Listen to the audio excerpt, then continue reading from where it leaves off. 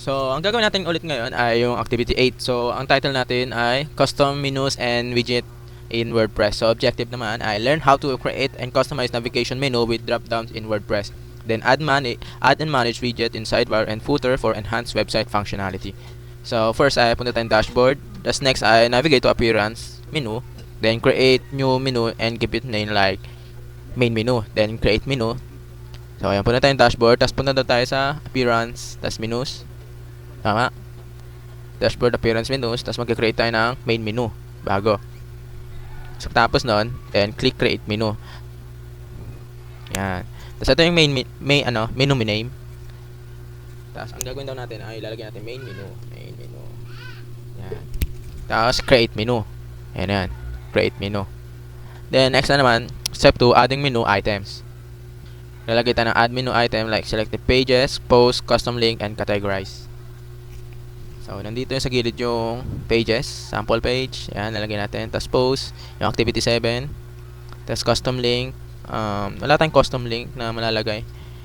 External or custom link. Wala tayong malalagay. Add to menu.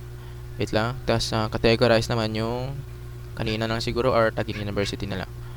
Yan, add to menu. Then, add to menu natin ulit yan. Yan yung categorize naman, add to menu. Yan. Makita nyo naman yung in-add nating menu kanina na 3.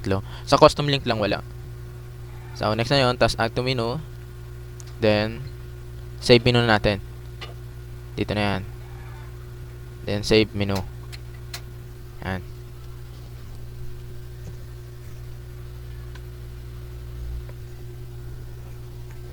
Then, next na step 3, creating a drop-down menu, side menus. Punta sa Punta tayo sa drag menu item slightly to the right, parent, create a sub menu.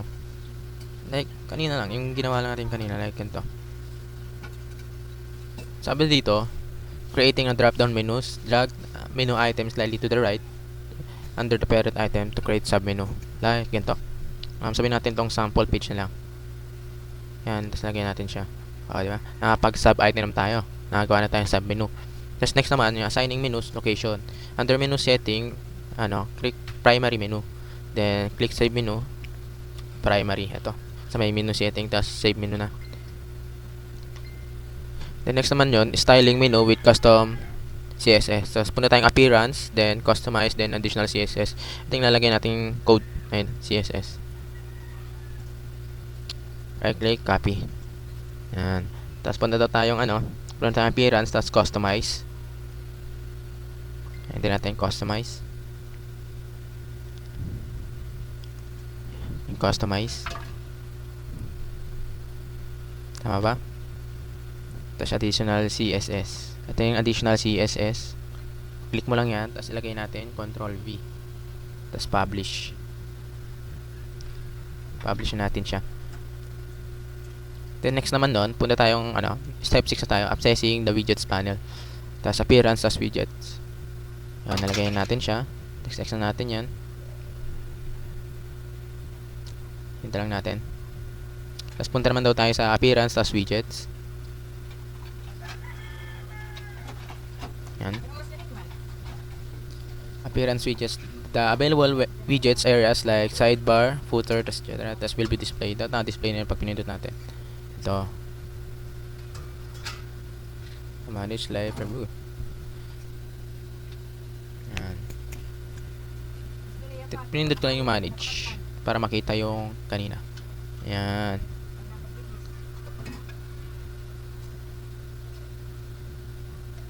So, ayan yan. Tapos next naman, adding widgets to sidebar, to the sidebar. Tapos drag the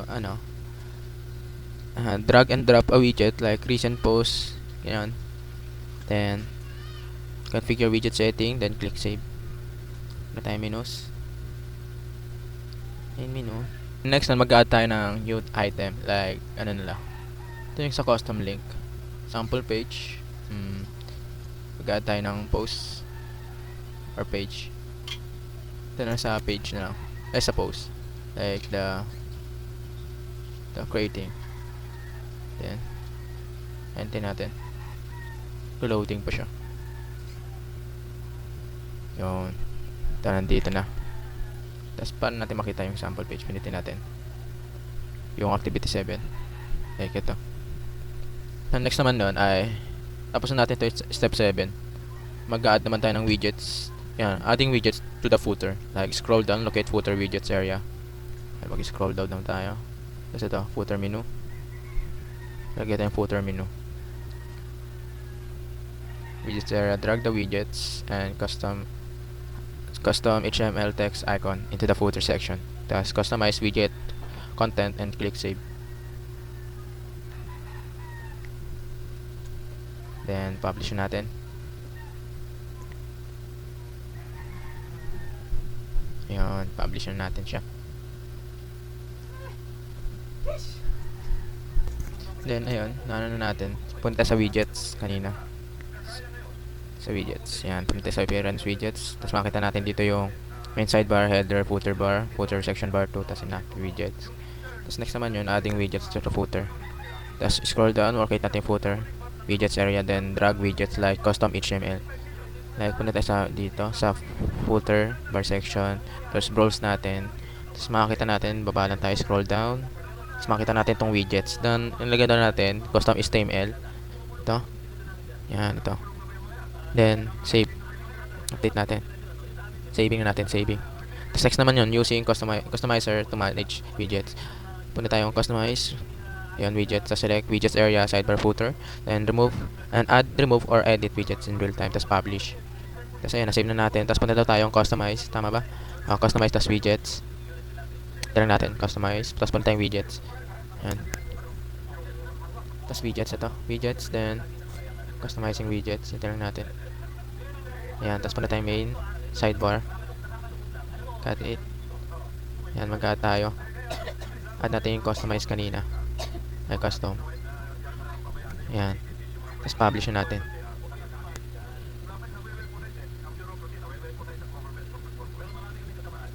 Ayan. Publish na natin. Tapos, siguro delete na lang tayo ng widgets. Delete na lang. Delete. Ayan. Tapos publish ulit natin. Parang ayun lang yun. Add, remove, and publish. Then, next naman, testing na. Visitor site. Then, ayun lang. Sa step number 9. Then, testing na tayo. Visitor site. Check drop down correctly.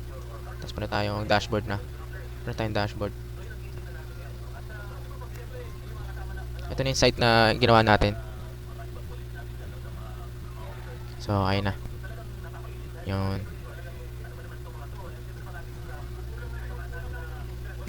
Meron tayong appearance. Tas widgets. Sure widgets display properly included. So, ayun lang yun sa activity 8. Then, publish na rin natin at update. So, ayun lang.